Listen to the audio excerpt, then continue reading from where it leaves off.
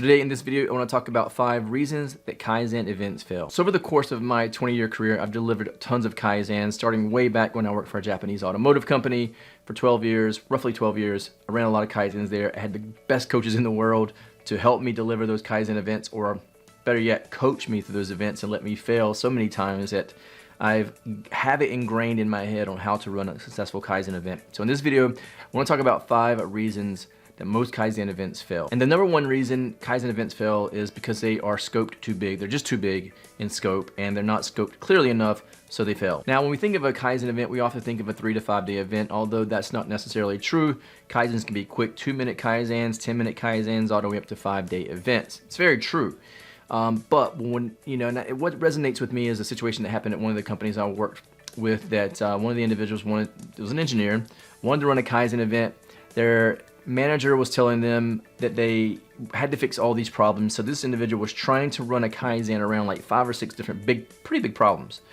And I was trying to tell that individual, coach that person and say, look, you don't want to do that. Sometimes you have to manage your manager, right? Manage the expectations if you know what you're doing. This person had never run a Kaizen before, so I was trying to help that person. So I immediately said, look, we got to go in, we got to scope this thing down to a specific thing we want to fix. Otherwise, we're going to try to fix too many things and nothing will get fixed. And certainly, this person did not necessarily take my advice on this, and that's what happened. The Kaizen ran for 5 days, nothing got fixed. That's the way these things go sometimes. And I don't want this to happen to you. So make sure when you scope a Kaizen event, you're scoping it very small. Now, I have another video, I'll post a link in the description below to where I go through how to run a Kaizen event, like the 5-day event, and I even go through the pre-work and all that stuff. I'll post that in the description below. There'll be a link there. But make sure you scope these things properly. Number 2 reason that Kaizen events fail is there's no leadership support. Now, you're gonna hear this a lot, and sometimes it's sort of an easy way out. Oh, well, the reason Kaizen events fail at my organization is because there's no leadership buy-in. Now, that might be true, but as leaders ourselves, right, as people that are in continuous improvement, we should be able to position ourselves or a project or a Kaizen event in a way that will get leadership buy-in, right? We have to make it important for the leadership. So if you really want Kaizens to be successful, you have to position it in a way, not Kaizens in general, that's a big thing. The Kaizen you want to run, you have to position it in a way that it's gonna get leadership buy-in from that process owner, from that process area owner, whoever that may be. It could be a manager, it could be a director. But you want to make sure that you're positioning it in a way that you're solving a major pain point, which you should be anyway, because if you're not solving a major pain point, is it really necessary to do the Kaizen? So you want to make sure you're positioning the Kaizen in a way that's going to solve a pain point for that process owner, whoever that may be. That way you'll get the leadership buy-in. Now, this doesn't always work. Sometimes you have to go a step up. You might even need to go to some sort of C-level exec and start talking to them and getting their buy-in, which will flow down oftentimes. But in any case, if I would always recommend trying to solve it with the leader of that process first. Go in, make sure you're solving a pain point, make sure you're selling it to that person and telling them why it's important and they can see it. And then start small, don't start too big. And that will help you get leadership buy-in. Now, listen, this is a culture thing sometimes, I get that. I've thought about doing a video on that. I don't know yet. It could take a while to do that video because there's a lot of moving pieces when it comes to changing a culture. I'll keep it high level maybe and shoot a video on that in the next couple of weeks if you're interested in that. Type culture down in the comment section below. And the third reason most Kaizens fail is because there's no experts in the room. You're going to need experts from all levels of a team. So you're going to need a facilitator in the room. You're going to need someone in there like a process owner that makes decisions, can actually maybe buy some low-cost materials if you need those. But you're also going to need the experts from the actual process itself. So when we're talking about Kaizens, we're often talking about a process, and we want to make sure that we're solving that process, that particular process. We're solving the problem, or we're trying to improve it with the actual experts in the room with us. Otherwise, it's going to be really difficult for us to get their buy-in when we go out to try to implement the solution. Yeah, it's important to get leadership's buy-in, but it's also important to get the buy-in from the folks at the process level who's going to be using it every single day, right? We want to make sure that we are working out the details, whether it be a problem solution that we're trying to implement or an improvement. We're working out those details with the experts in the room, because that's going to make the solution easier for us to implement, and we're going to be getting the actual word from the horse's mouth, right? and then it's gonna be easier for them to buy in, or it's gonna be easier for us to get their buy-in as well. So make sure you have the experts in the room with you. And number 4 reason that most Kaizens fail is because there's no Gemba. You don't go to the Gemba. Now we just talked about experts, right? The process experts, those are the folks that run that process every single day.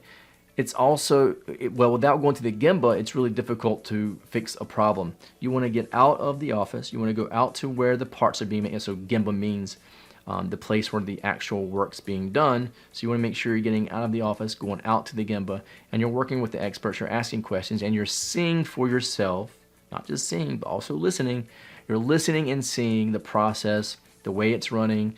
You're interviewing, you're asking questions, and you're not doing that in some room. You can actually watch the process operate as it would in some normal capacity, and you're asking questions about that so you can get better insight into what maybe happened or possible solutions for later. And number 5 reason most Kaizen events fail is because there's a lot of post-event actions that need to be done.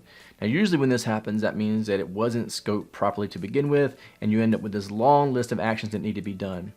Now, I'm not saying this is always wrong. It happens often. But if you scope it properly, there shouldn't be that many post-event actions, right? It should be all solved in the room. In fact, that's the reason for the Kaizen event, really.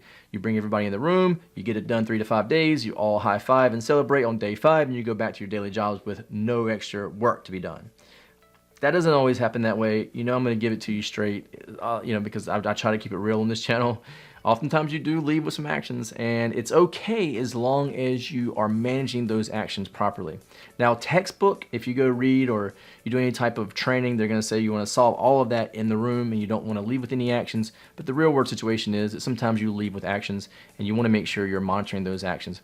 We talked about, in the last video I did last week, I believe we talked about actually going out and doing some analysis on the data that after you implement the solution, right, you have to analyze the data, make sure that sometimes 30, 60, 90 days later, but that's an action that you need to do to make sure that the implementation was sustainable. All right, so sometimes you are going to leave a Kaizen with some follow-up actions to make sure that the Kaizen event was a success. It's not always, you don't always want to do that, but sometimes it is necessary. The key here, though, is you don't want to leave with too many post-event actions to where there's no one running or handling those actions. There's no who's going to do the actual action, when's the follow-up going to be, and details around the action, and then who's going to be managing that action plan. Because if there's not one person managing that action plan, then it's just going to fall to the wayside. Nobody's going to manage it, right? So you always want one person managing the action plan, but then you also want when is that action going to be done, and who's going to do it, who's going to follow it, and what the status is. That way, when you meet back up every week or whatever it is you're following up on that status, you can make sure that that action is being done. Now, side note here, sort of a bonus tip, pro tip if you will, you might want an escalation plan as well. So for example, if you have an action plan and 3-4 weeks goes by and that action isn't getting done, like 1, 2, 3 actions aren't getting done, that means that there's not a lot of commitment there, and there needs to be an escalation plan. Who gets contacted after that? Does it go to their boss, the VP, the president? Who does it go to, right? How do you escalate that if you're not getting the commitment or you're not getting the actions actually closed out when they should be closed out?